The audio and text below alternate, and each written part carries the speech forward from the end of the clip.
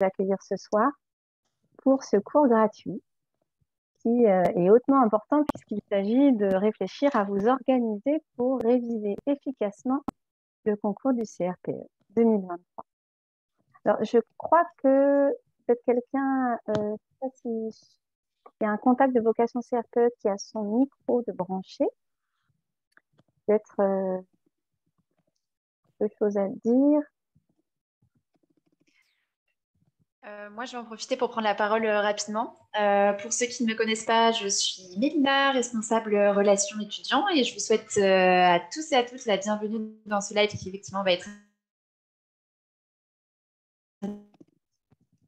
couper ton son, ce serait merveilleux pour que tout le monde puisse avoir une qualité de son pendant ce live agréable. Si vous pouvez vous aussi vous présenter, toutes celles et ceux qui sont là ce soir, vous êtes effectivement nombreux et nombreuses, nous dire un petit peu sur quelle académie vous passez le concours, où vous en êtes dans vos révisions, si vous l'avez déjà passé.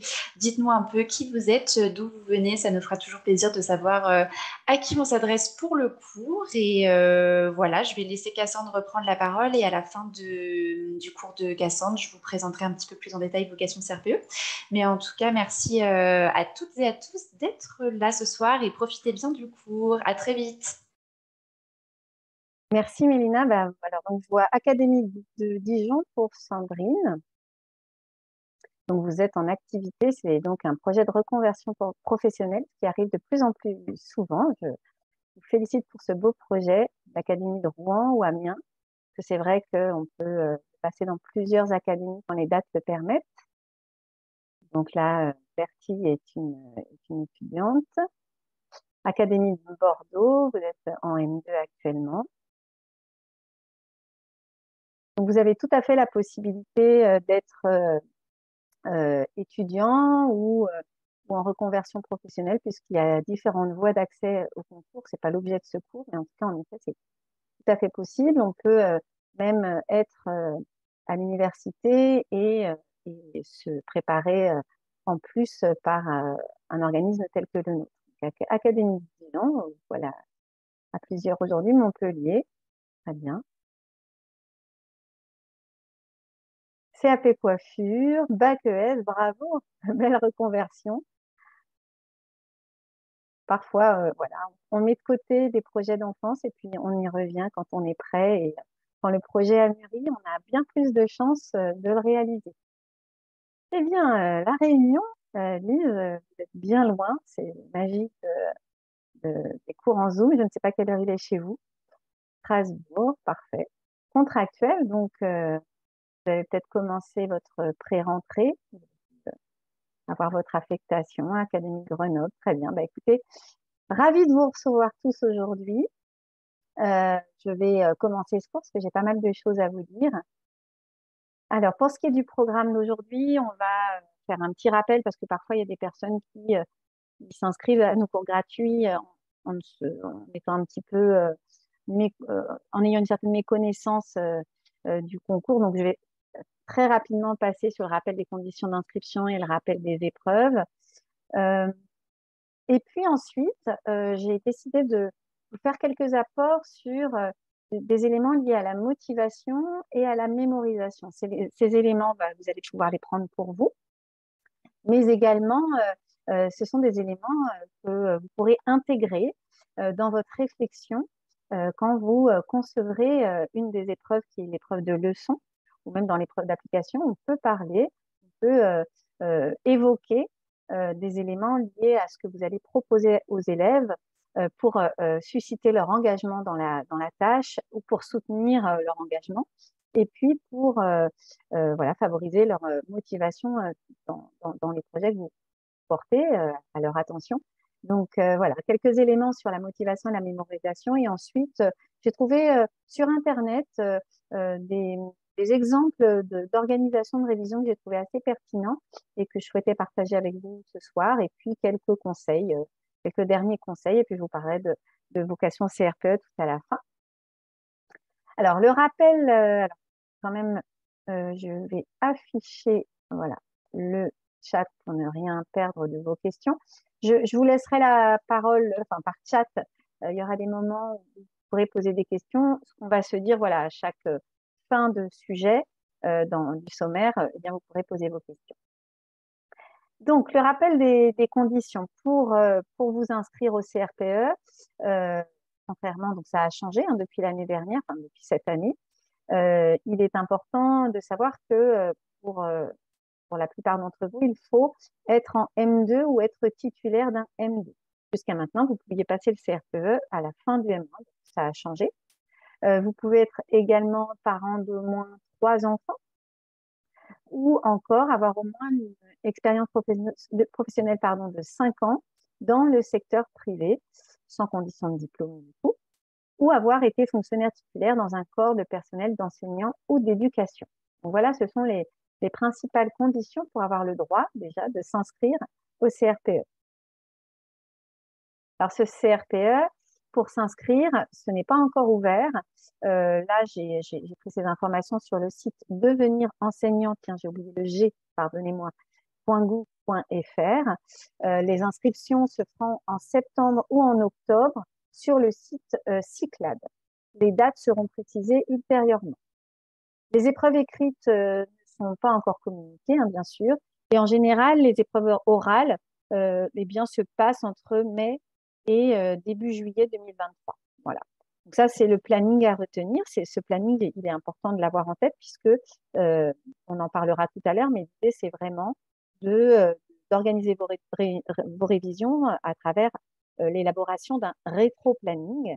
Donc voilà, plus vous organiserez cela en fonction de ces dates, mieux ce sera. Donc là, on n'a pas encore les dates, mais ça va venir. Alors, pour ce qui est des épreuves, parce que il est important de connaître les épreuves et de savoir dans quoi vous vous engagez dans ce CRPE, il s'agit donc de 3 épreuves écrites. Une première épreuve disciplinaire de français qui sera d'une durée de 3 heures de coefficient 1. Vous voyez, elle comporte 3 parties. Il y a une partie qui est liée à l'étude de la langue, une autre à la compréhension du lexique. On vous pose des questions sur ce qu'on pouvait appeler le vocabulaire à une autre époque. Et une partie aussi où on vous demande de réfléchir à travers un texte qu'on met à votre disposition. Voilà, ça c'est la première épreuve écrite de français. Ensuite, vous avez l'épreuve écrite de mathématiques qui est également de 3 heures de coefficient 1. Donc là, on va vous interroger sur un certain nombre de sujets mathématiques qui font partie de la discipline des mathématiques. On va essayer en général, on trouve des exercices qui permettent de brasser à peu près l'ensemble du programme de 3e seconde. Et enfin, une épreuve écrite d'application, encore une fois 3 heures coefficient 1. Cette épreuve, c'est le début de l'entrée dans la didactique, c'est-à-dire l'enseignement d'un domaine. Donc là, vous allez avoir un choix à faire. Ce choix, je vous conseille de le faire assez rapidement parce que, eh bien, justement, il va falloir vous plonger dans les révisions et vous n'allez pas réviser tous les domaines d'application. Donc là, pour le coup, vous avez à choisir entre sciences et technologies, histoire, géographie, EMT et les arts.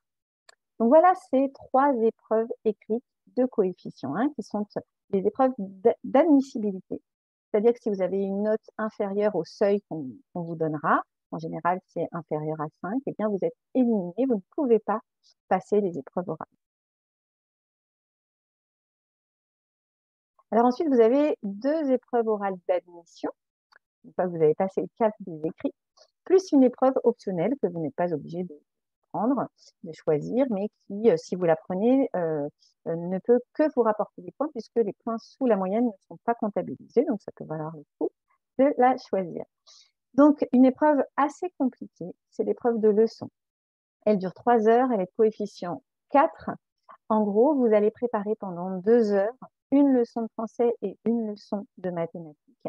Et pendant 1 heure, être devant le pour présenter ces 2 leçons successivement et être interrogé par le jury sur les séances que vous avez présentées. Vous avez ensuite une épreuve d'entretien qui dure 1h05, les coefficients 2. Et cette épreuve, elle est composée de 2 parties. Une première partie où on va vous interroger sur le domaine de l'éducation physique et sportive. On va vous demander bien, de produire à partir d'une question une séance, en gros une séance dans un certain APSA. Et ensuite, on va vous demander également de vous présenter et de présenter vos motivations à passer le CRPE. Ça, c'est assez nouveau et c'est très intéressant pour le jury bien d'échanger avec le candidat sur ses motivations. Et enfin, la dernière partie de cette épreuve, on va vous interroger sur des vraies situations que vous pourriez potentiellement rencontrer en classe avec les parents pour vérifier comment eh bien, vos connaissances du système éducatif et de tout ce qui est éthique et déontologie en lien avec votre future fonction de professeur des écoles. L'épreuve optionnelle dont je vous parlais tout à l'heure, eh bien, c'est une épreuve de langue vivante. Et là, vous choisissez allemand, anglais, espagnol ou italien, les coefficients 1. Donc, comme je vous disais, les points uniquement au-dessus de la moyenne sont retenus. Et donc, vous allez vous présenter un document didactique dans la langue que vous avez retenue. Et ensuite, vous êtes interrogé, vous avez un échange avec le jury. Voilà pour ce qui est des épreuves et des conditions d'accès. Alors, je ne sais pas si vous avez des questions sur déjà cette première partie. Non. Parfait. Eh bien, on va rentrer. Ah, oui, il faut justifier de ces années, Delphine. Vous avez un document en ligne, c'est sur le site Cyclades. Selon la voie que vous allez choisir, eh bien, vous aurez des documents à fournir, en effet, pour justifier de vos 3 enfants, de vos 5 ans d'ancienneté, etc., ou de votre master. La langue vivante, eh bien, je pense que c'est en même temps que les oraux, donc à partir de mai. Alors ça, je ne sais pas. L'attestation PSC1, il faudrait... en effet, il y a un moment, dans le moment de l'inscription, il faut avoir passé son PSC1, je vous remercie Siem de le préciser, et votre test de savoir nager, hein, je crois que c'est ça. Donc ça, il faut vous y prendre à l'avance. Je pense que pour finaliser votre inscription, il faut avoir ces documents-là. Donc, engagez-vous assez rapidement sur le passage de PSC1 et de la natation. Merci, Mélina. Voilà, c'est ce que je disais, il vaut mieux se débarrasser. Eh bien, pour choisir l'épreuve d'application, je dirais que en premier, c'est par rapport à vos appétences, c'est-à-dire si vous êtes plus scientifique, je vous conseille de prendre les sciences. Si vous êtes davantage euh, une amoureuse des arts, eh bien, il vaut mieux prendre les arts. Et puis, voilà, en fonction de peut-être vos études antérieures, parce que si on fait un autre choix, si on essaye de faire un choix stratégique en regardant euh, les, euh, les épreuves, tout ce que vous devez réviser, vous risquez de vous retrouver en, un peu, pas en échec, mais en difficulté, parce que vous devrez surmonter peut-être les difficultés que vous aviez déjà à l'école vous-même, dans les sciences. Vous allez devoir réviser quelque chose que vous n'aimez pas trop. Donc vraiment, il vaut mieux choisir ce qui vous plaît, parce qu'à partir du moment où on le verra quand on va parler de la motivation, à partir du moment où on s'engage dans quelque chose qu'on aime bien, eh bien ça favorise la mémorisation, alors que si vous y allez un peu à reculons, euh, vous aurez moins de chance.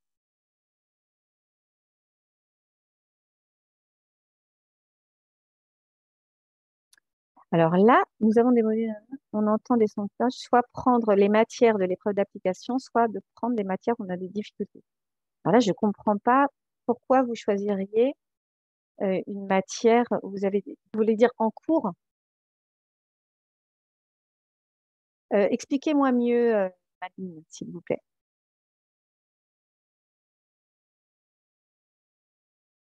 Je regarde encore les questions. Oui, prenez vite rendez-vous, tout à fait. Il faut prendre rendez-vous. Après, il y a pas mal d'associations qui font passer le PSC quand même. Moi, Madeleine, si c'est des cours, je pense que si vous vous sentez d'attaque pour réviser seul la matière d'application ou avec le nombre de cours prévus au départ, OK, à ce moment-là, prenez en consolidation d'autres matières, mais j'ai peur que ça vous fasse beaucoup d'apports en une année. Moi, je pense qu'il vaut mieux, vous allez voir, hein, c'est une année intense. Je pense qu'il vaut mieux quand même, vous allez avoir un mémoire à fournir en M2. Donc, je pense vraiment qu'il est important de restreindre le nombre de matières que vous allez avoir à réviser. Voilà, je pense.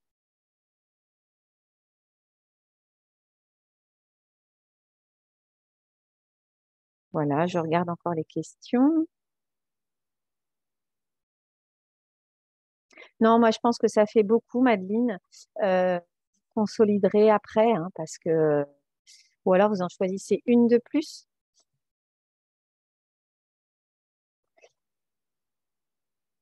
Je regarde. Il doit y avoir un certain nombre de temps, oui, pour le PSC1. Mélina est peut-être plus au courant que moi, mais en effet, il ne faut pas qu'il soit trop ancien. Alors, je vais avancer dans mon cours. Alors, pour ce qui est de la motivation, quel est l'importance qu'elle a, hein, dans le fait de vous engager dans cette tâche de révision et d'apprentissage? C'est primordial d'être motivé, que vos futurs élèves soient motivés pour travailler. Ah bah, il n'y a pas de limite de validité pour les attestations demandées. Eh ben, c'est parfait, tant mieux. Alors, pour comprendre cette motivation, quelques apports. Alors, il y a un certain nombre, il y a vraiment beaucoup de recherches qui ont été réalisées sur la motivation. Je ne vais pas vous parler de toutes, mais en tout cas, ce qu'on a attesté, hein, par des recherches, par des observations bien étayées, c'est que pour, euh, pour être motivé, il est important que on va montrer, en fait, on va pouvoir voir la motivation scolaire. Les enfants qui seront le plus motivés, ça sera ceux qui se seront engagés activement, donc être actifs dans les tâches qu'on propose. Euh, L'idée d'adopter des comportements qui sont en lien avec des objectifs d'apprentissage, donc adapter ses révisions à ces objectifs et persévérer devant les difficultés. Là, c'est vraiment ce qu'on voit quand un élève est motivé, c'est ceux qui arrivent à, à, à entrer dans ces trois éléments-là et dans lesquels on peut, voilà, quand on voit un élève qui est dans ces trois éléments-là, on se dit qu'il est motivé. Il faut savoir une chose, c'est que la motivation scolaire, elle est vraiment liée à des croyances qu'on a sur soi, des mauvaises choses qu'on a entendues sur soi à l'école parfois. Vous voyez, vous me dites, j'ai des difficultés dans telle ou telle matière. Ces difficultés, c'est peut-être en lien avec peut-être un professeur à un moment, ou alors un camarade ou un parent qui vous a voilà, peut-être mis des idées peut-être un peu fausses, erronées, parce que au final, tous les cerveaux, à part des troubles je dirais vraiment avéré, on est tous fabriqués pour pouvoir réussir de la même manière dans toutes les épreuves, dans toutes les matières, pardon. Et puis, la motivation, elle est aussi basée sur les valeurs qu'on donne à l'école, les matières, les tâches, les buts. Vous voyez, quand on se dit les mathématiques, je suis moins bonne, j'aime pas les mathématiques, c'est vrai que toutes ces histoires qu'on se raconte, bah, vraiment, là, si vous vous engagez dans cette tâche de réviser de CRPE, de vous mettre dans les mathématiques alors que vous pensez ne pas être bonne ou bon, ou vous pensez voilà, avoir des difficultés, eh bien, il va falloir essayer de vous chanter d'autres histoires. On parle beaucoup maintenant dans le développement personnel, de choses positives qu'on peut se donner à soi-même. Donc voilà, le fait de s'engager dans un temps de révision de ce type-là, va vous demander beaucoup d'énergie. Donc, si vous continuez à écouter ces fausses idées ou ces idées qui ont été construites de manière erronée sur vous-même, eh bien, ça va vous enlever un peu d'énergie. Ça ne veut pas dire que vous n'allez pas y arriver, bien évidemment, heureusement.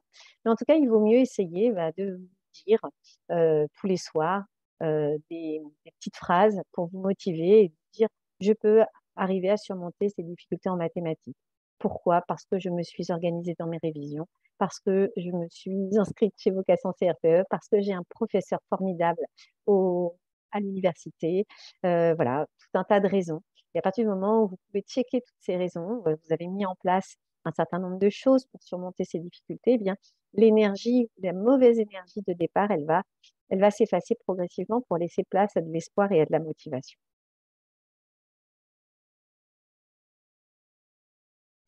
Sachez-le également, il y a 2 types de motivation. La motivation intrinsèque et la motivation extrinsèque. La motivation intrinsèque, on va dire que c'est vraiment la meilleure des motivations.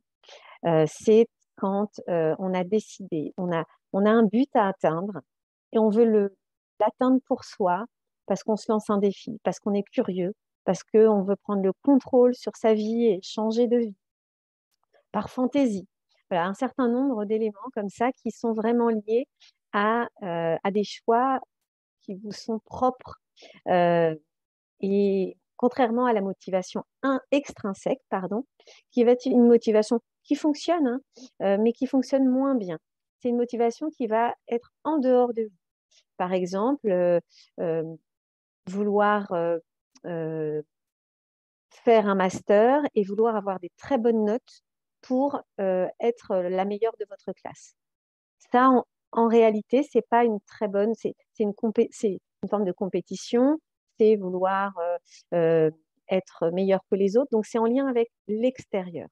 Alors que, se dire: «Voilà, quand j'étais plus jeune, j'avais des notes autour de 10, 12. J'ai vraiment envie là de me dépasser et si je pouvais avoir 13, 14, et ben là, j'aurais réussi à me dépasser» et du coup, la motivation là, elle est intrinsèque et ça a plus de chances de fonctionner. En même temps, si, vous êtes inscrit sur ce CRPE, j'ai lu beaucoup là dans les messages de personnes qui, étaient en reconversion. Clairement, là, vous avez une vraie motivation intrinsèque.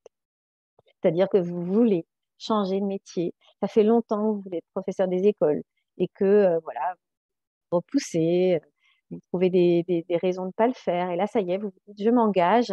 C'est une vraie motivation intrinsèque. Par contre, vouloir être professeur des écoles parce que, il y a des vacances, c'est pas vraiment une motivation, très, quoique si, ça peut être une motivation intrinsèque. Mais bon, sachez-le, avant de pouvoir profiter de tous ces congés, tranquillement, il faut avoir pas mal d'ancienneté parce que pendant les vacances, on travaille beaucoup en tant que professeur des écoles, je peux vous le dire. Voilà, 10 conditions pour soutenir votre motivation, donc notez-les, faites une capture d'écran. C'est intéressant parce que c'est vraiment des éléments liés aussi aux élèves.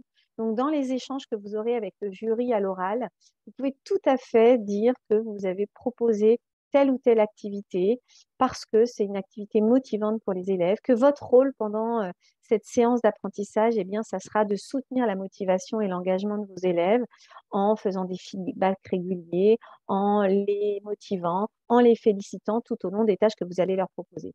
Donc pour ce qui est de vous-même, hein, sur votre motivation, vous allez pouvoir dans cette liste trouver des éléments qui, vont peut-être faire écho chez vous et qui vont vous aider à soutenir la motivation. Nous, c'est vrai que chez Vocation CRPE, sans vouloir me vanter, heu, c'est vraiment un point assez fort de notre, de notre petit organisme, parce que vraiment on est sans arrêt en train de motiver nos candidats, de les féliciter, de faire tout en œuvre pour, pour soutenir leur motivation.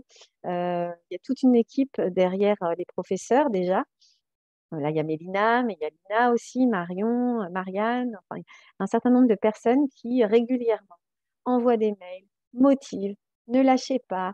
Et ça, c'est extrêmement important et c'est une des raisons pour lesquelles, notre organisme de formation, de préparation au concours a une singularité, une particularité, c'est notre, désir de vous motiver tout du long de ce trajet qui est quand même assez difficile. Je ne sais pas si vous avez des questions sur la motivation. Après, c'était un apport un peu culturel. Et puis, cette idée, hein, vraiment, si vous deviez garder une petite chose de ce cours de ce soir sur la motivation, c'est vraiment ce partage que j'ai envie de vous faire, de vous chanter des petites musiques. Alors c'est pas vraiment ça, hein, mais de vous parler, de vous donner une petite voix intérieure ou d'écrire, 3 petites choses le soir dans un carnet, pour lesquelles vous seriez fiers de vous dans votre journée par rapport à vos révisions. Voilà, trouver les choses positives sur vous-même et sur les matières que vous pensez ne pas trop aimer, vous pensez ne pas être très très bon, eh bien, chantez-vous autre chose. Dites-vous que vous êtes capable, parce que de toute façon, il va falloir le faire puisque vous avez envie d'être professeur des écoles, donc il faut surmonter vos difficultés. Alors, pour ce qui est de la mémoire, donc c'est vrai que la motivation, c'est important, mais il est important également d'avoir une mémoire bien opérationnelle qui vous permette d'être, de pouvoir mémoriser le maximum de choses. Donc, il y a plusieurs sortes de mémoire. Je ne vais pas rentrer dans les détails, mais en gros, il y a 5 méthodes, 5 modes opératoires de la mémoire. Et ces 5 modes opératoires, ils fonctionnent en même temps, hein. C'est pas des strates, c'est pas les uns après les autres. Mais en gros, il y a des mémoires qui sont plus liées au sens, donc aux différents sens. Donc, c'est comme ça que ça fonctionne quand, par exemple, vous sentez une odeur, vous voyez quelque chose et vous savez que ça fait écho vous faites le lien avec un événement dans votre vie. Donc ça, on est vraiment dans la mémoire perceptive. La mémoire de travail, elle est assez courte, elle est assez restreinte. Alors chez les élèves, encore plus, mais c'est votre capacité à retenir, à mémoriser, à avoir en tête ce que vous voulez justement mémoriser. La mémoire épisodique, c'est tout ce qui est en lien avec le sens que vous mettez dans les événements généraux. La mémoire sémantique, c'est tout ce qui est en lien avec le, le lexique, le monde, etc. Et la mémoire procédurale, ça, c'est tout ce qu'on fait sans s'en rendre compte. Par exemple, conduire, au départ, on est plutôt dans la mémoire perceptive, la mémoire de travail, alors que la mémoire procédurale, au bout d'un moment, quand on sait conduire, on ne réfléchit plus au passage de vitesse. Donc là, ça veut dire que c'est passé dans la mémoire procédurale. Alors, ce qui est vraiment à retenir pour vous, c'est les 3 temps de processus mnésique, c'est-à-dire les 3 étapes qui vont être importantes pour vous. Il y a le moment de l'encodage, c'est-à-dire le moment où vous encodez l'information, où vous enregistrez l'information pour que vous puissiez la mémoriser. C'est le moment où vous révisez. C'est le moment où vous allez regarder un cours. Ça fait partie de l'encodage. Le stockage, c'est le moment où on stocke, où le cerveau stocke les informations dans le cerveau. Et puis, ça, c'est le point un peu compliqué, c'est le moment de la récupération de l'information. Ça va être quand vous allez être devant vos fiches et que vous allez vouloir les mettre de côté et puis essayer de vous en souvenir. Quand vous allez être devant les sujets, alors nous, on donne des sujets blancs pour vous faire réviser, et puis aussi le jour J du CRPE, c'est le moment où vous allez devoir vous souvenir de tout ce que vous avez emmagasiné durant tous ces temps de révision, d'encodage et de stockage. Donc, il y a des éléments qui favorisent l'encodage, la récupération, puisque c'est de ça qu'il s'agit. Ce qui est très intéressant, c'est bien d'utiliser des outils qui favorisent l'encodage. Donc, faites attention aux longues fiches avec des phrases où vous allez remettre tout votre cours. C'est vraiment pas ce qui favorise l'encodage, un bon encodage. Il vaut mieux essayer de faire des cartes mentales avec des dessins, avec des couleurs, parce que c'est dans l'encodage, tout ce qui va pouvoir mettre des liens entre les informations favorisera ensuite la récupération. Donc vraiment, je vous conseille, alors bien sûr, vous allez faire des fiches, mais n'hésitez pas sur ces fiches peut-être à mettre de la couleur, à mettre un petit dessin à côté, un petit sigle, des petits sigles, des sigles que vous allez utiliser toujours les mêmes, par exemple.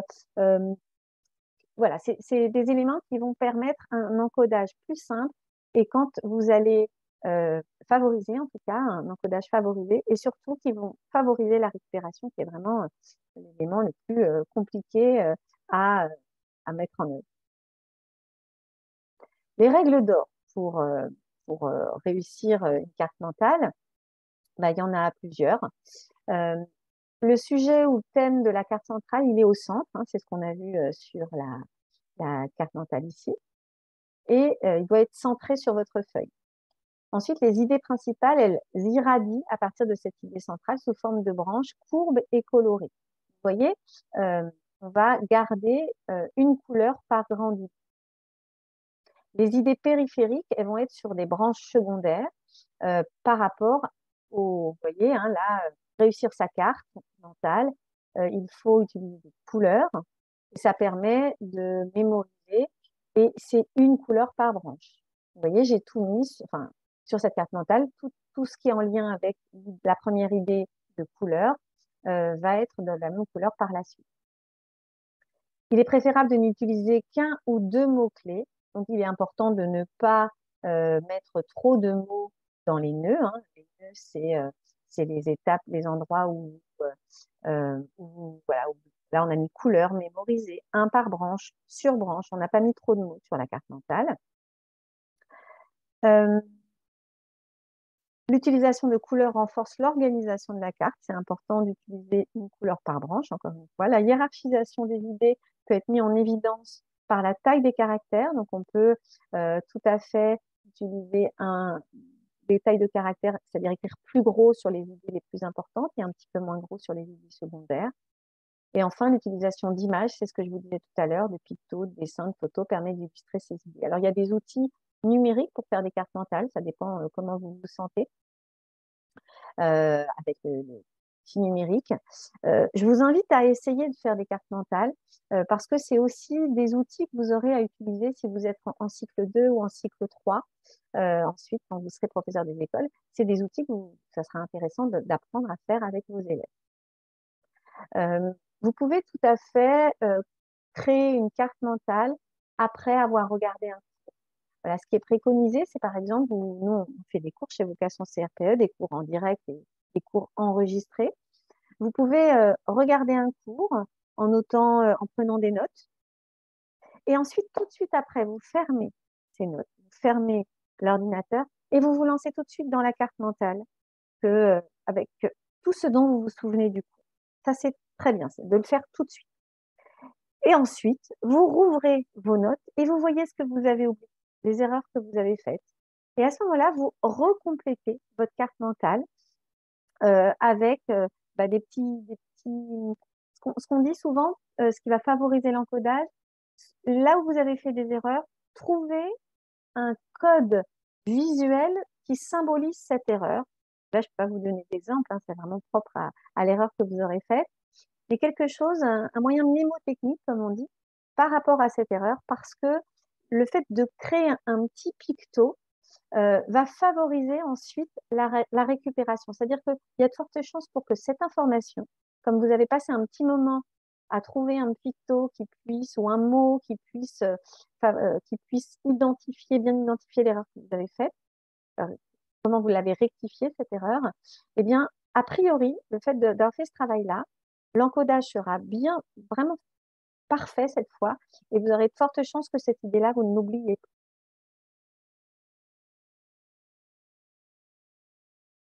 Bah, écoutez, je ne sais pas, Sandrine, chez Vocation CRPE, ça peut être intéressant. Moi, je serais assez intéressée, en effet, sur mes cours, pourquoi pas. Alors, peut-être pas les corriger toutes dans le détail, parce que vous êtes nombreux si vous êtes chez Vocation CRPE, mais en effet, ça pourrait m'intéresser dans mes cours. Donc, moi, je suis plus sur la maternelle. Écoutez, oui, je suis OK pour que vous envoyiez à l'issue d'une vidéo une carte mentale, parce que ça me permettra de vous dire si elle est bien réalisée. Puis, c'est un échange de bons procédés. Moi, je la copierai et dans un autre cours de ce type-là, je pourrais la montrer en exemple. Ou même d'ailleurs, s'il y a des erreurs, c'est intéressant de pouvoir échanger sur les erreurs sur votre carte mentale. Donc, si Sandrine, vous êtes d'accord pour cet échange, je suis OK pour que vous m'envoyiez une de vos cartes mentales.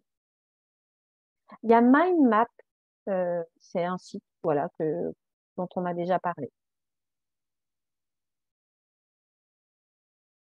Super, Sandrine. Manuel ou numérique, hein, bien sûr. C'est vraiment là où vous vous sentez le plus. On dit souvent quand même que par la main, il y a des choses qui se font assez intéressantes. Que vous pouvez, par exemple, prendre vos cours sur l'ordinateur pendant que les professeurs parlent et puis passer à la carte mentale à la main. Je pense quand même une étape à la main, c'est important, hein, le toucher. Il se passe quelque chose en lien avec le cerveau, hein, rappelez-vous, perceptive. Donc, je pense que ça peut être pas mal quand même qu'il y ait une étape au crayon, aux différents stylos de couleurs. Alors, pour favoriser la consolidation, c'est-à-dire que vous allez, on va le voir tout à l'heure dans le programme de révision proposé, vous allez apprendre des choses en début d'année. Mais il va falloir vous en souvenir jusqu'au mois de mai, jusqu'au mois de mars, jusqu'au moment des épreuves. Et ça, c'est très important d'avoir un bon programme de révision. Je vais vous montrer des exemples, hein. Et ça, c'est la cour d'Ebbinghaus. C'est lui qui a travaillé là-dessus avec des recherches. Il a vu qu'il était important de respecter un vrai rythme. Et ce rythme-là, on le transforme en une technique qu'on appelle le multitasking. Et vous voyez, il y a plusieurs façons de faire. 1, 2, 6, 12, 24 ou 1, 2, 4, 8, 16. En gros, là, on a un bon exemple de révision. Ces chiffres-là, à quoi ils correspondent? Ils correspondent aux jours de révision. Donc, vous voyez, là, on va imaginer que c'est des paquets de fiches à travailler, à réviser.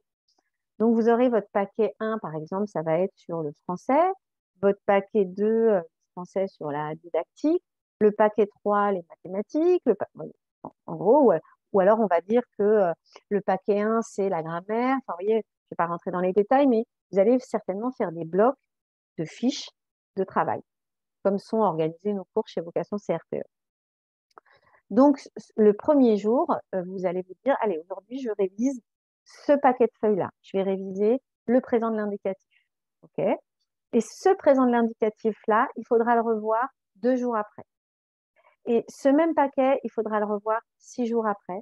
Ensuite, 11 jours après. Vous voyez? Et comme ça, vous favorisez l'encodage. Donc, à vous de voir si vous vous sentez mieux dans le 1, 3, 6, 12, 24. Attendez, j'ai juste quelque chose qui me gêne. Voilà, 1, 3, 6, 12, 24 ou le 1, 2, 4, 8, 16. Mais en tout cas, même si vous n'êtes pas aussi précis que ça, parce que ça, c'est en lien avec des études scientifiques, etc. Mais l'idée que vous devez retenir, c'est quand je révise, quand je prends note de quelque chose, je le révise et ensuite je le révise les jours d'après, à intervalles, en essayant de faire des intervalles de ce type-là, de plus en plus éloignés. C'est l'objet de ce cours, Coralie. On ne va pas vous donner des programmes de révision. Nous, ce qu'on fait, c'est qu'on vous propose des cours tout au long de l'année. On les a encore modifiés cette année, notamment notre calendrier de concours blancs, etc., pour essayer que vos cours soient le mieux répartis possible. Mais la masse est assez conséquente. Donc, si vous voulez, on ne peut pas vous aider en plus parce que c'est vrai que de manière complètement individualisée, parce que vous avez tous des emplois du temps différents, certains une vie de famille, les cours, etc. Mais il faut que ça soit. Il faut vous dire que pendant un an, vraiment, j'ai passé ce CRPE il y a pas mal de temps, mais je me rappelle que ça a été une année un peu entre parenthèses pour pas mal de choses. Si vous avez une vie de famille, bah, contentez-vous de cette vie de famille, de votre noyau familial, vos enfants, votre conjoint, et mettez un peu de côté cette année les amis, ou peut-être une fois par mois, autorisez-vous un repas avec les amis, mais vraiment, je vous le dis avec toute ma franchise, c'est vraiment une année intense et il faudra vous coucher tôt, après avoir révisé parfois si vous travaillez le soir. Donc, c'est pas grave, on peut se passer de faire la fête trop comme d'habitude, inviter chaque semaine des amis, boire l'apéro pendant un an parce que vous avez une motivation, c'est de réussir ce concours et que voilà, il va falloir prévenir tout le monde. J'organise mes révisions, vous allez vous faire un beau planning. Vous savez, on peut imprimer des plannings vierges. Vous allez écrire, vous allez vous dire, allez, Cassandre m'avait expliqué qu'il fallait réviser, donc là, je vais réviser tel sujet, tel domaine. Je le reprendrai. Alors, quand je vous dis de le reprendre, ça veut dire, encore une fois, vous avez appris votre fiche, par exemple. Vous avez fait votre petite carte mentale à la fin pour voir si vous aviez retenu. Eh bien, 3 jours après, on ne relit pas la fiche. On reprend une feuille blanche, on refait une carte mentale pour voir tout ce dont vous vous souvenez ça c'est vraiment, si vous devez retenir une chose, c'est quand vous révisez quelque chose, ne reprenez pas directement la fiche, c'est pas la première étape. La première étape, c'est je note tout ce dont je me souviens du cours, je note tout ce dont je me souviens de, mes 3 jours, de ma révision il y a 3 jours. Et je vois. Et ensuite, je prends ma fiche et je complète et je vois ce que j'ai oublié. Et vraiment, c'est la meilleure des manières pour réviser. Donc là, c'est vraiment, ces conseils-là, c'est vraiment pour tout ce qui est notionnel, c'est-à-dire tout ce que vous allez devoir apprendre par cœur. Mais à côté de ça, il va falloir s'entraîner à l'écrit, s'entraîner à l'oral. C'est la raison pour laquelle nous donnons des concours blancs et on prépare aux oraux. Et ça, c'est encore autre chose. Là, vraiment, les exemples dont je vous parle, c'est vraiment pour apprendre tout ce qui est notionnel.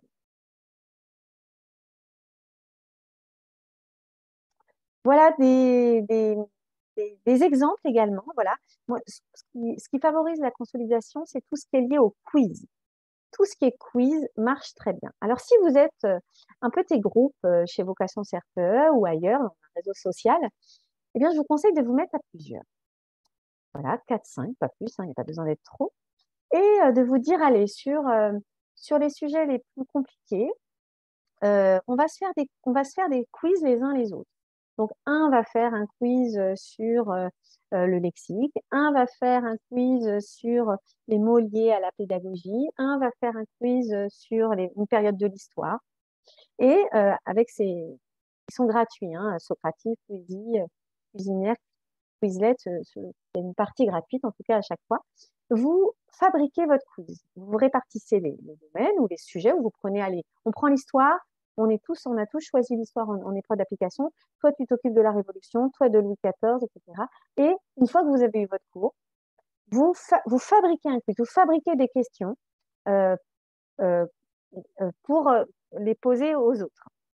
Déjà, le fait d'avoir conçu les questions, c'est extrêmement intéressant pour encoder l'information, là pour le coup, hein, pour l'encoder. Ça va vous faire réviser.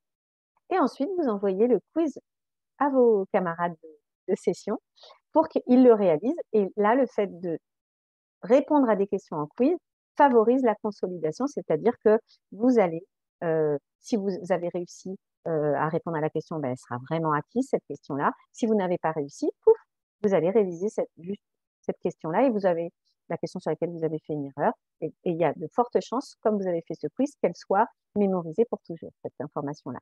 Ce que je vous dis là marche aussi pour les élèves. Donc, quand vous aurez votre séance à concevoir, que ce soit dans l'épreuve d'application ou l'épreuve de leçon en français et mathématiques, surtout n'hésitez pas à dire que en évaluation formative à la fin de votre séance ou au milieu de votre séance, eh bien, vous allez faire proposer un quiz à vos élèves que vous aurez conçu, ou pourquoi pas, j'en ai parlé aujourd'hui en formation, pourquoi pas à la fin de la séance, vous allez préparer des questions. Si on a une évaluation à faire sur ce qu'on vient d'apprendre ensemble, eh bien, on pourrait poser, qu'est-ce que je pourrais vous poser comme question? Et de mettre les élèves en réflexion sur qu'est-ce que je dois, quelles questions on pourrait se poser pour être sûr d'avoir tout compris, ça favorise vraiment la consolidation. Alors, une autre technique, ce sera la dernière que je partagerai avec vous, c'est une technique dont on entend en ce moment assez parler, assez à la mode sur les réseaux sociaux, c'est la technique du Pomodoro. Donc voilà, je ne vais pas tout vous redécrire parce que j'aimerais vraiment présenter le programme de révision, mais il y a plusieurs étapes. Et si on doit en retenir une chose, c'est que quand on se met au travail, c'est important de bien s'y préparer. Qu'est-ce que je vais faire pendant cette séance de travail? Dans cette séance, soit d'apprentissage, soit de révision, hein, soit si on est dans la case noire, c'est-à-dire qu'on est vraiment dans un moment où on encode, soit si c'est 3 jours après, 6 jours après, 8 jours après, c'est le moment où je veux revoir la notion que j'avais apprise. Eh bien, je me prépare une to-do list, je sais ce que je vais faire, je l'écris.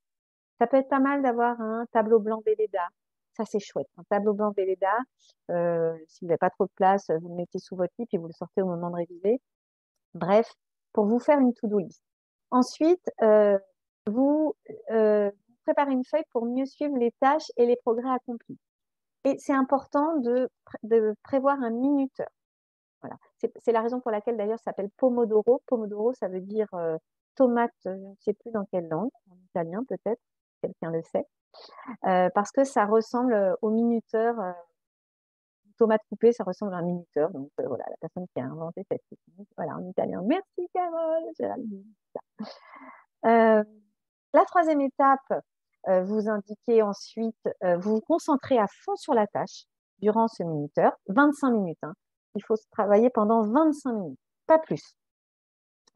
Et ensuite, sur la feuille, vous indiquez la fin de la session avec une petite coche pour dire que la tâche, elle est accomplie. En fait, par tâche, vous vous donnez 25 minutes. OK? Et ensuite, vous méditez, vous regardez les réseaux sociaux, vous prenez un café, vous vous levez. En tout cas, à l'étape 4, il faut vraiment vous accorder une vraie pause. Mais ça veut dire que pendant l'étape 1, 2 et 3, le téléphone il est coupé. J'aurais pu aussi vous donner un élément là dans ce cours qui est lié à l'attention. À partir du moment où votre téléphone clignote, même si vous n'y allez pas, s'il y a la petite lumière, s'il y a même rien que sur votre écran d'accueil, le SMS ou si vous ne le lisez pas, eh bien, ça va couper votre attention sur ce que vous êtes en train de faire. Donc, il faut vraiment tout couper, retourner le téléphone et vous octroyer 25 minutes de vrai travail. Étape 5, après les 4 sessions de travail, hein, vous avez 4 sessions de 25 minutes, eh bien, vous allez jouer au jeu vidéo, faire ce que vous avez envie. Bravo, vous avez terminé cette longue session, hein, c'est quand même important, hein, 4 sessions de 25 minutes, mais vous êtes sûr que ça a été efficace. Si on doit retenir une chose, hein, j'aime bien, parce qu'en général, on présente des techniques et puis chacun les fait un peu à sa sauce, c'est des durées. Vous vous dites quelle durée j'ai, ça dépend aussi de votre emploi du temps. Donc, admettons, vous allez vous dire, allez, je vais faire 4 fois 15 minutes. Et puis, c'est cette idée de se dire vraiment ce que je fais et de cocher, parce que c'est toujours dans l'idée du développement personnel, être content de soi, voir que je coche mon travail, j'ai accompli cette première tâche, j'ai accompli cette deuxième. Il y a vraiment un sentiment de gratification, de fierté qui favorise la motivation. Et quand on est motivé, on apprend mieux. Et cette idée également de tout couper et de faire une pause entre chaque session de travail.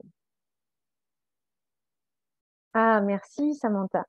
Il y a pas mal d'applications en effet qui aident à s'organiser dans ce qu'on a à faire, en effet. Bah, je vois qu'il y a des spécialistes, super. Bah, ça veut dire que vous êtes en bonne voie et c'est vraiment je vous remercie en plus de partager ces éléments-là dont moi je parle pas parce que c'est vraiment cette idée de partage chez Vocation CRPE. Les candidats entre eux, même s'ils sont dans la même académie, ils se soutiennent vraiment énormément. J'ai eu pas mal d'étudiants quand je les ai eus vraiment en direct dans les oraux parce qu'il y a des moments où on leur fait passer un oral blanc. Et là, on est 4 heures avec eux parce qu'ils vont intervenir les uns après les autres. Et là, j'ai plusieurs fois, vraiment avec beaucoup de satisfaction, vu que des candidats de CRPE, de vocation CRPE, s'étaient mis ensemble pour réviser à distance, hein, sans habiter proche. Et c'est vrai que de faire à plusieurs, ça soutient beaucoup.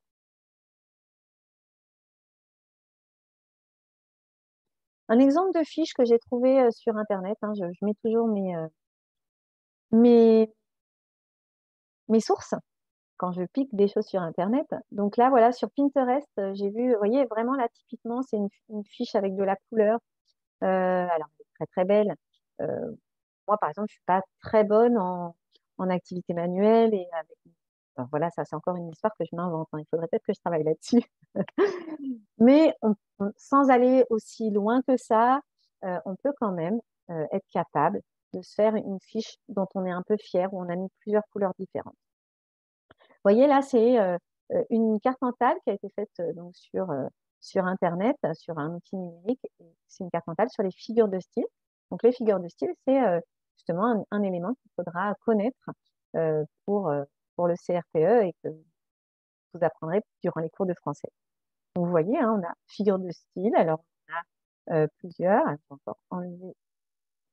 On a la figure d'opposition, la figure d'atténuation, la figure d'exagération, la figure de ressemblance. Alors, on en a d'autres. Donc, peut-être que pour ne pas mettre trop de choses sur votre carte mentale, parce que des figures de style, il y en a beaucoup, eh bien, vous pouvez peut-être en avoir plusieurs, mais dans les figures d'opposition, on va avoir l'antithèse et l'oxymore. Et ensuite, vous avez vu, on continue hein, dans cette branche d'opposition, on a les principaux attributs de l'antithèse et de l'oxymore. Et on met peu de choses. Hein. Là, il y a déjà quand même pas mal de mots, mais on est quand même en français, on a pas mal de choses à faire, donc à apprendre. Donc, des fois, on est obligé de mettre un certain nombre d'informations sur nos fiches. Ce qui est intéressant quand même avec le fait de la faire de manière numérique, c'est qu'on peut jouer sur les caractères, sur l'organisation dans l'espace feuille, et ça peut être plus simple que de le faire sur une feuille où on va peut-être mal doser au départ et on va se retrouver à écrire, on n'a plus de place. Enfin bon, c'est l'intérêt quand même de faire vos cartes mentales sur Internet. Après, vous pouvez faire votre carte mentale d'encodage sur Internet. Donc, rappel, vous avez écouté le cours, vous avez relu vos fiches, et hop, vous vous mettez sur Internet, vous faites votre fiche. Ensuite, on reprend le cours, on complète. Et puis, dans les étapes ultérieures, eh bien, vous prenez une feuille blanche et vous vous faites une carte mentale. C'est pas propre parce que vous n'allez peut-être même pas la garder. Hein. Quoique, ça peut être pas mal de la garder pour voir vos progrès. Parce que quand dans 6 jours après, vous allez à nouveau essayer de ressortir tout ce que vous aviez en tête, vous allez vous apercevoir qu'il y a du mieux par rapport à la fois d'avant. Ok, super. Mais attention, hein, c'est des exemples. Il faut vous trouver votre système de fiches dans lequel vous vous sentez le mieux. Voilà. Si vous devez respecter quelque chose, en tout cas, c'est j'écris mon cours en même temps que le cours de professeur chez Vocation CRPE ou à la fac. Et ensuite, je me fais une fiche sans rien regarder pour vérifier tout ce que je connais. Et ensuite, je rajoute si j'ai oublié des choses ou je modifie si j'ai fait des erreurs. Ça, c'est vraiment le mieux pour réviser. Encore des exemples de fiches que j'ai trouvé sympa.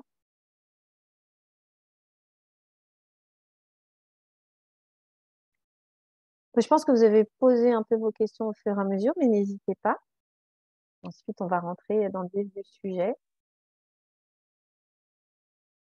Alors, pour organiser vos révisions, vous vous rappelez de toutes les épreuves que vous avez à réaliser. Alors, voilà, c'est quelque chose que j'ai trouvé sur mesquefaitlamaîtresse.com qui m'a permis alors j'ai réécrit, j'ai fait quelques modifications quand même, un espèce de rétro-planning. Donc, ce cours, on va pas pouvoir tout lire, mais en tout cas, n'hésitez pas à prendre des captures d'écran.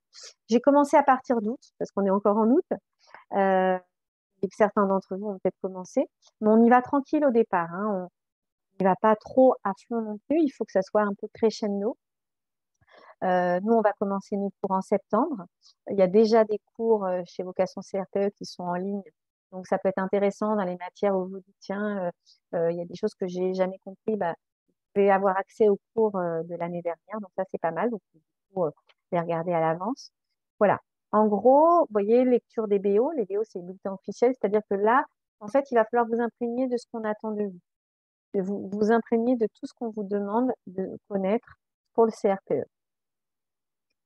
Voilà, un petit conseil. Mettez par écrit vos motivations à passer le CRPE. Essayez de trouver des motivations intrinsèques. Et puis après, on commence. On commence le PS, on commence à travailler un élément du système éducatif. En septembre, on va, comme on a lu les BO, choisir son épreuve facultative et on va essayer de plus changer ce choix-là. Non, pardon, j'ai confondu avec l'épreuve d'application. On se décide si on veut faire le choix de l'épreuve facultative d'anglais, italien, lettres de langue. Voilà, un certain nombre je vous laisse lire, hein, je ne vais pas tout lire, mais il m'a semblé intéressant. Hein. On vous conseille aussi de lire des rapports de jury. Il va y avoir d'ailleurs bientôt un cours gratuit ou un live, je ne sais plus, Mélina pourra peut-être compléter, sur les rapports de jury. En fait, à chaque fin de concours, moi je suis jury au CRPE, on nous demande notre avis sur les candidats dans les différentes matières qu'on a corrigées aux oraux. Et ensuite, c'est tout ce que les jurys ont répondu et recentré dans un document qui s'appelle le rapport de jury de chaque académie. Et c'est vraiment important de savoir ce qu'on attend de vous dans les académies sur lesquelles vous allez passer le concours, ce qui n'a pas plu, ce qui a plu au contraire. Voilà, ça va vous donner des informations encore plus précises. Oui, alors, non, oui, les BO, ce sont les programmes. Les 3 cycles, tout à fait. Et là, vous avez vu, je mets lire. C'est-à-dire que vous n'avez pas à connaître par cœur les programmes de, de la petite section au CM2. C'est impossible, c'est trop conséquent. Les enseignants ne connaissent pas par cœur tous les programmes puisqu'ils sont écrits. D'autant plus que dans la plupart des matières, on va vous mettre, en général, dans les documents proposés, vous avez très souvent un extrait des programmes. Par contre, c'est important que vous en ayez une bonne connaissance générale des principales matières et les principaux sous-domaines. C'est sur Eduscol, tout à fait, Sandrine.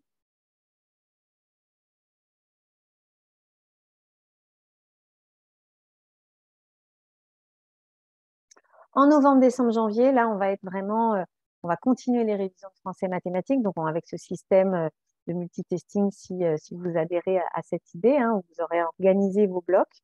Dans l'idée, en fait, là, quand je parlais des BO, c'est pour avoir une connaissance des BO des 3 cycles. Mais vous, dans les épreuves 1, 2 et 3, on vous demande de connaître des notions de français, de mathématiques, ou dans l'épreuve d'application que vous avez choisie. Et ça, c'est niveau brevet second, okay, voire première pour certaines choses de mathématiques, il me semble. Donc, ça, cette liste, alors vous pouvez aussi acheter un livre de révision du CRPE, pourquoi pas. Vous aurez comme ça tout ce que vous devez connaître d'ici aux épreuves écrites et aux épreuves orales, ce qui va vous permettre d'organiser votre rétro-planning et de vous dire, allez, là, j'apprends ça, j'apprends. Peut-être en premier, il faudrait peut-être mettre les temps d'apprentissage. Ce qui va vous aider si vous êtes chez Vocation CRPE, c'est les cours. Vous n'allez pas aller, si vous êtes inscrit en histoire chez Vocation CRPE, il y a Elsa et Frédéric qui font des cours. S'ils vous donnent le cours sur Louis XIV à regarder une bêtise le 8 novembre, ben, vous n'allez pas essayer de vous en tenir au calendrier qu'on vous donne. Pourquoi? Parce que les concours blancs qu'on va vous donner ensuite seront en lien avec les cours que vous êtes censé avoir regardés. Par contre, si vous n'êtes pas engagé chez Vocation CRPE, eh bien vous regardez le programme de révision dans un livre de préparation CRPE et vous organisez vos révisions sur l'année. Donc voilà, novembre, décembre, janvier, je vous laisse regarder tranquillement, mais vous voyez, hein, on continue les révisions et puis à chaque fois, on rajoute un élément du système éducatif, on prend 2 grands thèmes didactiques, l'oral, le calcul, et voilà, on apprend de cette manière-là au fur et à mesure. Il y a vraiment beaucoup de notions à connaître, donc il est vraiment important d'organiser ces révisions-là. Là, ce que j'aime bien dans ce rétro-planning-là, c'est qu'en gros, vous pourriez prendre ça et mettre, si vous êtes chez Vocation, regarder notre planning, je ne sais pas s'il est déjà en ligne, l'a fait, en tout cas les professeurs ont rempli leur case d'organisation des cours. Donc, je ne sais pas s'il est déjà à destination des étudiants, mais dès qu'il le sera en tout cas, vous pourrez très bien inscrire tout ça dans ce grand agenda vierge que vous avez et ensuite mettre les moments de révision de chacun de ces cours-là.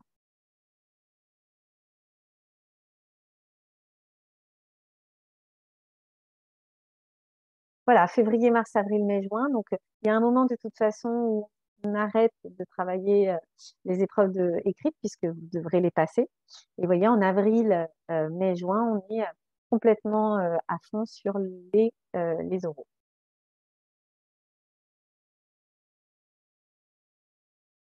Alors, comme je vous disais, hein, je l'ai pris sur Mais que fait la maîtresse, mais j'ai changé des choses. Donc, je ne sais pas si le diaporama qui sera envoyé, en tout cas, le cours, a priori, sera en replay.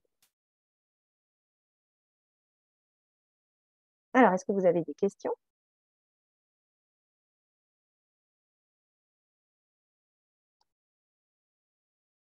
J'ai essayé pour concevoir ce cours, voilà, de vous donner un certain nombre d'éléments, du plus généraux au plus précis. Après, c'est sûr que quand on est dans un organisme tel que Vocation CRPE, on n'a qu'à suivre les cours qui sont proposés, l'ordre. Mais malgré tout, si vous êtes chez Vocation CRPE, c'est pas nous qui allons organiser vos révisions. Avec l'idée du multitesting, l'idée de je fais une fiche, etc. Donc, il va être nécessaire de faire ce rétro-planning quand même dans votre organisation personnelle. Alors, dernier conseil pour la route, il y en a beaucoup. Je les ai trouvés assez intéressants, ils étaient sur lea.fr. Des blocs de travail de 2 heures, vous voyez, c'est encore d'autres choses que le Pomodoro, mais ça revient un peu quand même, hein, 25, 25, 25, 25. Ça fait pratiquement 2 heures. Rétro-planning, il n'y a que ça de vrai, donc vous voyez, hein, il n'y a pas que moi qui le dis. Faire des fiches sur les notions importantes, évidemment.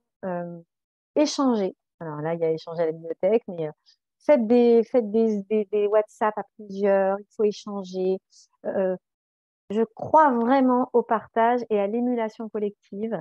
Donc vraiment, n'hésitez pas à vous dire, allez, on se fait un WhatsApp en visio sur une notion mathématique et on échange, on donne des exemples, on s'auto-interroge. Ça peut vraiment être vraiment très intéressant. Alors là, Mélina, je vais laisser Mélina répondre, mais a priori, quand on vous donne le calendrier, c'est mois par mois. Voilà. Mais pas là maintenant, je ne l'ai pas. Moi, par contre, je n'ai pas accès là à l'ordinateur. Des petits bouts par petits bouts, hein, comme je vous le disais. Et cette idée de multitasking, moi, j'y crois vraiment. J'apprends, je revois un peu plus loin et encore un peu plus loin. Et au bout d'un certain nombre de fois, ça sera stocké de la bonne manière. Et surtout, vous pourrez le récupérer, l'étape de la récupération, de manière efficiente. Dernier conseil, référez-vous à EduSchool pour les oraux. Il faut bien connaître les programmes, il faut se faire des fiches sur le vocabulaire spécifique. Donc, c'est vrai que chez Vocation, nous, ça, c'est aussi un élément très important. On vous donne en permanence dans nos cours les termes à utiliser, que ce soit par écrit ou aux oraux. Ce qui va faire plaisir au jury. Tiens, lui, ça se voit, il utilise le terme étayage, il sait de quoi il parle. Par contre, si vous dites le maître va fournir des aides aux élèves, on comprend que vous avez vous avez l'idée générale, mais d'avoir utilisé le terme étayage, c'est un petit plus pour vous. Donc voilà, il faut avoir un certain nombre de mots comme ça, de mots-clés. Dans un de mes cours, je crois que c'est le prochain cours gratuit sur la place de la matière. Non, c'est un de mes cours sur mon premier cours que je demande à tous les candidats de vocation dans CRPE de regarder.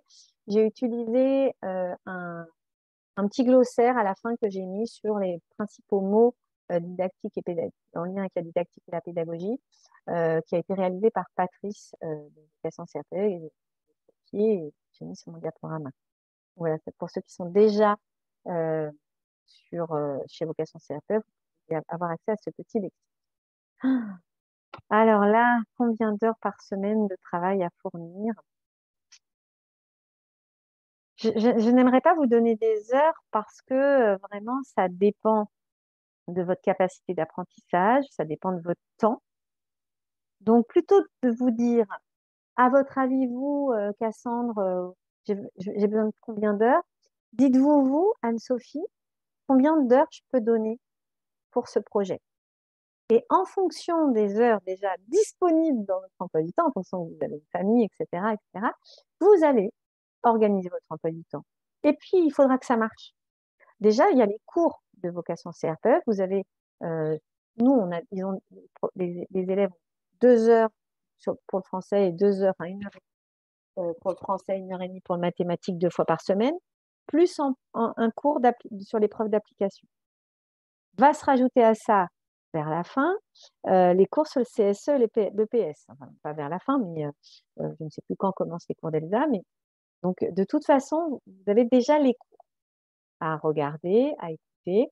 Pas besoin de les écouter, il faut être efficace. Hein. On ne regarde pas 2 fois un cours en vidéo. On est tout de suite en train de prendre des notes. Et ensuite, on ferme et on fait sa carte mentale, hein, où ça s'affiche.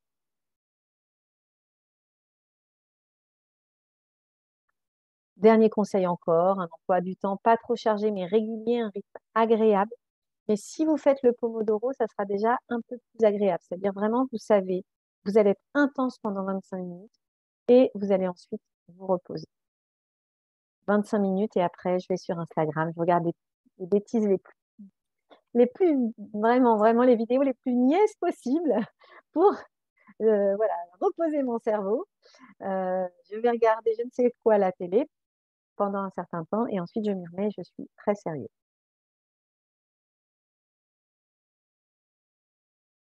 L'année va être vraiment intense. Pensez quand même à vous reposer. Donc, ça peut être intéressant que dans ce planning, vous vous disiez, allez, tous les samedis soirs, je ne travaille pas.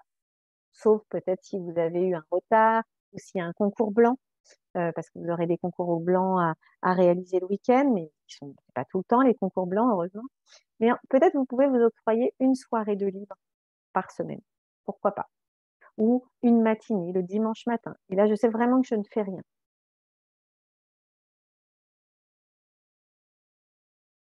Les livres de référence à conseiller, moi, je vous conseille de...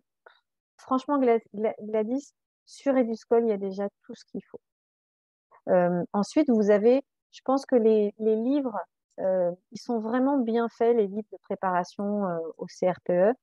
Je pense que c'est vraiment pas suffisant, mais vous avez euh, quelques notions essentielles.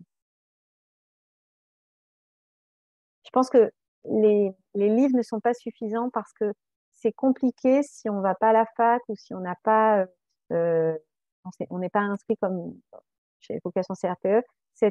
Ce soutien, ces exercices qu'on corrige, etc., etc., c'est quand même un vrai.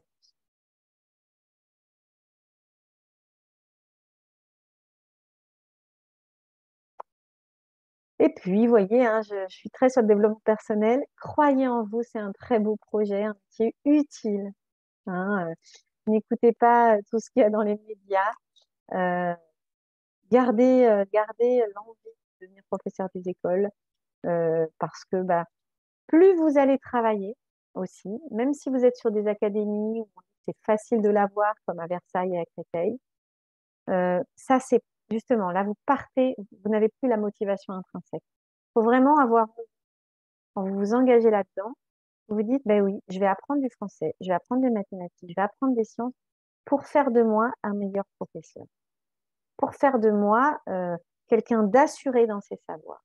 Et tout ce que vous allez apprendre, euh, bien sûr qu'il y a toujours le moment où c'est pas tombé, ça c'est pas tombé, j'ai eu tellement de mal, c'est pas tombé au concours.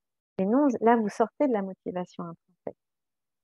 On s'en fiche que ça soit pas tombé. C'est des choses que vous avez apprises qui vont vous servir pour ensuite être capable. Bien évidemment que vous allez être après en élémentaire et que vous n'allez pas leur apprendre Pythagore. Pour autant, d'avoir été capable de bien comprendre Pythagore bah, va vous permettre de travailler en géométrie avec vos élèves de manière plus assurée. Sur la proportionnalité, vous aurez appris des choses assez conséquentes en mathématiques pour le CRPE. Il n'empêche que vous serez plus assuré si vous avez un CM1, un CM2 pour leur faire comprendre le sens de la proportionnalité. Donc voilà, toutes ces révisions vous serviront en tant que professeur des écoles pour être quelqu'un d'assuré dans les savoirs que vous avez à transmettre. Voilà, alors, on en arrive aux dernières petites choses. Que propose Vocation CRPE? J'en ai parlé plusieurs fois, des cours de remise à niveau, des concours blancs, des sessions d'oraux blancs, des devoirs à rendre régulièrement, des conventions de stage pour, si vous avez la possibilité de faire un stage dans une école, c'est toujours un plus. Et l'accompagnement individualisé dont je vous parlais, hein, vraiment, on vous soutient. Nous sommes tous des formateurs de terrain. Pour la plupart d'entre nous, on a été jury ou on l'est actuellement. Voilà, c'est assez, c'est une prépa concours à taille humaine où vous allez voilà, nous appeler par nos prénoms, nous aussi. On va avoir, si vous prenez l'habitude de prendre la parole, d'intervenir dans le chat, ben, on va commencer à se connaître, on va corriger vos copies. Voilà, donc ça, c'est ce que je vous disais tout à l'heure, hein, c'est le plus de notre préparation.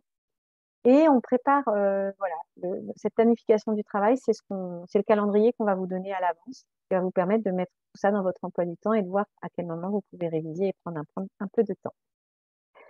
La post-admission, c'est-à-dire que quand vous allez, si vous réussissez le concours, eh bien, vous aurez quelques cours pour apprendre à préparer votre classe qui seront compris dans le prix que vous allez payer. Vous avez des possibilités de financement par votre compte personnel de formation. Donc là, si vous avez des questions, il y a Mélina qui peut répondre. Voilà le tarif. La préparation, elle est à 1 910 € pour les personnes en autofinancement. Et pour les personnes qui ont des situations financières qui sont compliquées, apparemment, il y a un programme d'égalité des chances qui peut permettre d'obtenir des aides. Voilà, j'ai fait le tour. Oui, alors je crois que toutes les personnes, Mélina, vous me direz, hein, mais je crois que toutes les personnes passent le certificat Voltaire, il me semble, à partir du moment où on s'inscrit chez Vocation CRPE.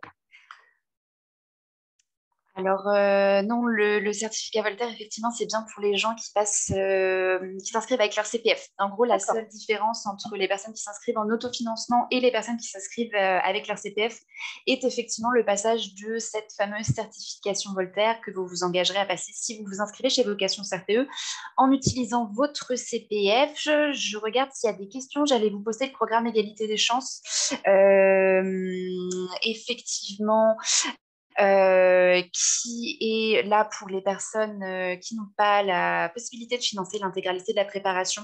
Donc, auquel cas, il ne faudra pas hésiter à remplir le petit formulaire que je suis en train de vous poster dans le chat, qui est dématérialisé. Du coup, ça vous prend une demi-heure à peu près à remplir grand maximum. Alors, on demande c'est quoi le certificat Voltaire, Sarah demande.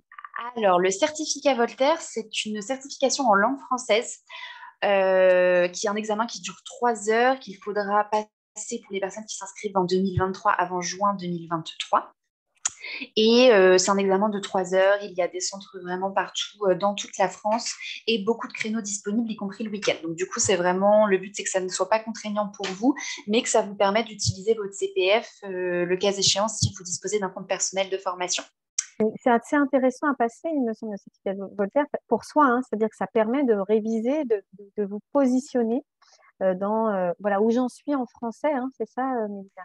Exactement, en sachant que le passage de la certification est obligatoire pour les personnes qui s'inscrivent via leur CPF, mais effectivement, tout le monde, donc toutes les personnes qui s'inscrivent à la préparation, ont accès au projet Voltaire. Donc, le projet Voltaire, c'est vraiment la plateforme d'entraînement en elle-même qui vous permettra, à partir d'un test initial de 53 minutes, de travailler votre niveau de langue française, en sachant que Cassandre vous confirmerez, mais il est bien évidemment crucial d'arriver aux épreuves écrites avec un super bon niveau de langue française, parce que même en maths, on peut vous enlever des points si vous faites des fautes d'orthographe. Oui, tout à fait. Il y a des points qui sont retenus par rapport à l'orthographe. Donc, d'ores et déjà, travaillez si vous savez que c'est un peu votre point faible. Motivez-vous. Justement, hein, par le projet Voltaire, vous avez cette possibilité-là, ou le Becherel, si vous entraînez sur des quiz en ligne pour améliorer votre orthographe. Exactement, très important. Ça paraît un peu logique quand on veut devenir professeur, mais aussi dans une logique plus purement stratégique pour le concours, tout simplement. Et vous verrez que c'est une plateforme qui est assez ludique, donc c'est très agréable de travailler. Donc que les cours des professeurs de vocation CRPE ne soient pas ludiques et intéressants, on en a eu la démonstration ce soir. Mais voilà, ça vous permet de compléter votre manière de travailler, d'être sur une approche un peu plus ludique que ce qu'on peut avoir sur d'autres cours. Je rebondis sur les questions. Audrey demande, faut-il passer ce certificat dans un délai précis? Il faudra le passer du coup avant le 10 juin 2023. Donc ça vous laisse quand même largement le temps de voir venir. On vous expliquera comment ça se passe en détail.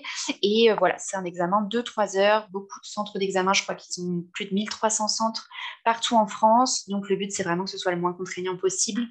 C'est peut-être un peu la même chose que le PSC1, il faut peut-être mieux s'en débarrasser assez vite, quoi, le passer au milieu de l'année au maximum. Exactement. Mais en même temps, je trouve que c'est bien de le faire parce que ça va vous mettre en condition d'examen pendant 3 heures, exactement comme au CRPE pour les équipes. C'est ça, ça viendra compléter les concours blancs. Gladys nous demandait, je n'ai pas trop suivi, mais quelle est l'épreuve d'EPS? Y a-t-il un examen EPS à passer? Donc, Cassandre, je te laisse peut-être répondre. Là, le PS, c'est ce qu'on disait tout à l'heure, c'est le certificat de natation, du savoir nager. En fait, pour pouvoir passer le CRPE, vous devez être titulaire du PSC1 et d'un, je ne sais pas si ça s'appelle un certificat, comme quoi vous savez nager. Brevet de natation, oui. Ouais. Le brevet de natation, il faut aller dans les piscines. Ça aussi, il faut vous y prendre à l'avance parce que les créneaux de piscine, etc., ça peut être compliqué. Voilà. Alors, est-ce que vous avez encore des questions pour Cassandre ou pour moi? On vous a gardé un petit quart d'heure de plus que prévu, mais voilà, on espère que ce cours vous a plu. Personnellement, j'ai appris pas mal de choses. Ça m'a rappelé un peu mes cours de psychologie cognitive, toutes ces histoires de carte mentale, de C'est mémoire ça. et de mémorisation. On sent l'inspiration, mais en tout cas, c'était très utile. Julie, vous nous demandez, je n'ai pas tout à fait compris, mais le certificat Voltaire est-il obligatoire pour s'inscrire au concours? Alors non, Julie, c'est deux choses vraiment totalement différentes. Vous avez l'inscription au concours que vous devez réaliser à titre personnel en votre nom, même si vous êtes élève chez Vocation CRPE, en sachant qu'on vous expliquera bien sûr comment faire. Et vous avez le certificat Voltaire qui est obligatoire pour les personnes qui s'inscrivent à Vocation CRPE via leur CPF. Voilà. Voilà. Écoutez, je vais clôturer ce cours. Je vais vous souhaiter une très bonne soirée. Elina vous a mis des liens vers la publicité vers le prochain cours aussi. Hein. Pendant toute cette période, on va faire des cours gratuits. Ça vous donne une petite idée des professeurs que vous aurez potentiellement en face de vous C'est ça. si vous inscrivez chez nous. Merci en tout cas pour les échanges via le chat. C'était très agréable. Merci Mélina. Je vous souhaite à tous beaucoup de courage dans vos révisions et encore félicitations de vous inscrire dans ce projet. Vous avez bien compris que je suis une convaincue de l'importance de ce métier. Merci et très bonne soirée à tous. Au Merci revoir. Cassandre, merci à tous et à toutes. Bonne soirée, au revoir.